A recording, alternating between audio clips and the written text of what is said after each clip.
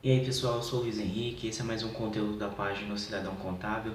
Hoje eu vim para falar um pouco sobre o trabalhador autônomo, vou citar as principais informações, tá certo? E aí você já vai ficar por dentro de tudo que acontece com esse profissional, com essa categoria, tá certo? Então roda a vinheta aí e tamo junto.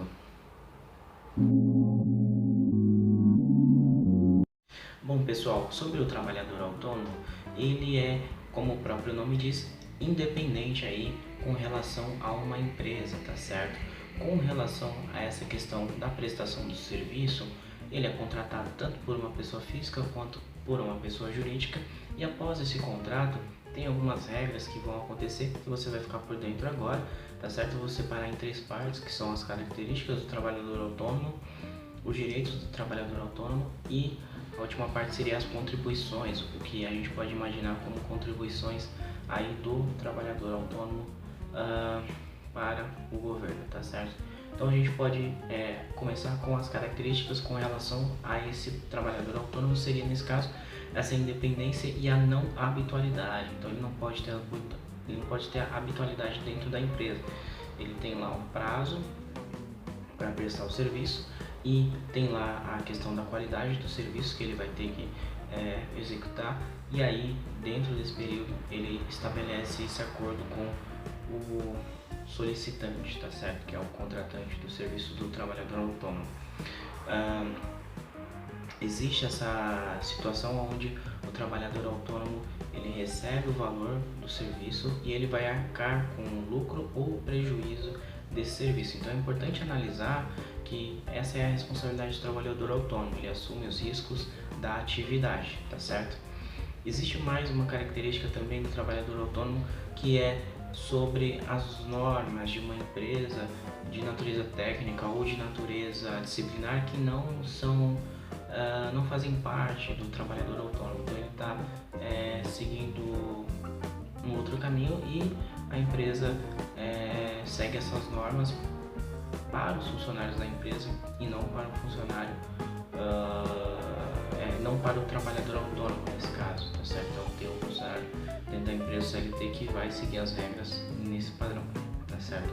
Então tem essa distinção, né? Então a gente pode enxergar que aí o trabalhador CLT ele tem esse direito a férias, também tem esse direito a 13º, tem esse direito a FGTS. Já o trabalhador autônomo ele recebe o valor prestado, né, do serviço, né, e aí ele segue com essa prestação de serviço, tá certo? Uma informação importante sobre as certificações, não são obrigatórias, tá certo? Essas certificações, claro que tem alguns profissionais excepcionais que atuam em áreas técnicas, então ele vai precisar de uma certificação, um registro regional da área que ele atua, então é importante avaliar essa informação dessa forma, tá certo? Então essas são algumas características do trabalhador autônomo, ele pode se diferenciar por isso, tá certo? A gente fala um pouco sobre os direitos, tá certo? Então esse trabalhador autônomo ele contribui com a previdência social, tá certo? Então ele contribui lá no INSS e aí ele tem direito à aposentadoria. Então ele pode requerer uma aposentadoria por tempo de contribuição, por idade, por invalidez ou uma aposentadoria especial. Eu vou deixar aqui na descrição os detalhes dessa aposentadoria, então você vai ter uma noção maior de como funcionam essas aposentadorias, tá certo? Além disso, ele pode requerer um auxílio reclusão ou também existe aí o auxílio maternidade, tá certo? São alguns direitos aí do trabalhador autônomo com o período do INSS, então será feita essa avaliação pela prefeitura que esse trabalhador autônomo tem registro, tá certo? Inclusive a gente falando um pouco sobre essa questão também das contribuições, né? O que identifica esse trabalhador aí para o governo? Normalmente ele utiliza o RPA, né? Que é o Registro de Pagamento Autônomo.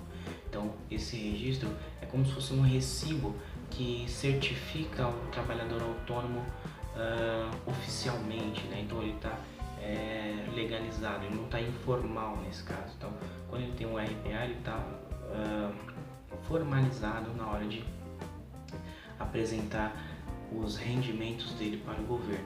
Ou seja, ele vai de encontro a uma prefeitura da localidade, tá certo? Então ele vai de encontro a uma prefeitura, solicita aí um documento que seja o RPA, e aí ele vai começar a fazer algumas contribuições com o governo. Então, como nós falamos aí sobre o INSS, que já é uma contribuição que surge no RPA, a gente também pode identificar o ISS, que é o Imposto sobre Serviços, tá certo? Existem algumas regras para esse Imposto sobre Serviços, vou deixar na descrição também. E além disso, ele tem o IRPF, que é o Imposto de Renda sobre Pessoa Física, tá certo? O trabalhador autônomo, ele pode ser tanto uma pessoa jurídica quanto uma pessoa física, tá certo? Ele pode prestar serviços tanto para uma pessoa jurídica quanto para uma pessoa física. Então, o trabalhador autônomo, ele vai fazer algumas contribuições, ou seja, no momento em que ele presta um serviço para uma pessoa jurídica, a empresa ela precisa fazer alguns pagamentos com relação ao trabalhador autônomo com relação ao INSS. Então ela tira uma porcentagem lá do salário do pagamento do trabalhador autônomo, faz o pagamento, a contribuição com a Previdência Social, tá certo? E ela coloca uma parte também desse valor, e isso é retirado lá em porcentagem no RPA, tá certo? Então é formalizado através do RPA, então ele tira essa porcentagem, tá? Juntamente com o ISS, tá certo? Aí depende, a porcentagem que é feita depende um pouco da prefeitura da sua localidade, então pode ter aí uma porcentagem específica, tá certo? Isso é preciso ser consultado. E também com relação ao imposto de renda, também é feita uma avaliação dessa arrecadação para pessoa jurídica, prestação de serviço para pessoas jurídicas, quanto para pessoa física. Agora, por exemplo, se esse funcionário ele trabalha, esse autônomo, trabalhador autônomo, vai prestar um serviço para pessoa física, tá certo? E essa pessoa física ela não tem essa obrigação de pagar lá o INSS, a contribuição. Quem faz isso é o próprio trabalhador autônomo através do Carnê-Leão, tá certo? Então existe um documento chamado Carnê-Leão, que é o IRPF, né? Que é o Imposto de Renda sobre Pessoa Física. Então esse documento ele é emitido através do site da Receita Federal, e aí através desse documento esse trabalhador autônomo consegue contribuir lá com a declaração do Imposto de Renda, tá certo? Eu vou deixar, novamente vou deixar registrado aí na descrição todos essas nomenclaturas que eu passei para vocês, vai estar detalhado o que significa, e posso até deixar também alguns sites onde pode fazer uma consulta específica para esse tipo de trabalho, tá certo? E aí você vai estar por dentro aí do conteúdo do trabalhador autônomo. Bom, a gente vai ficando por aqui. Esse foi mais um vídeo aí do Cidadão Contábil. A gente se vê e até breve. Valeu!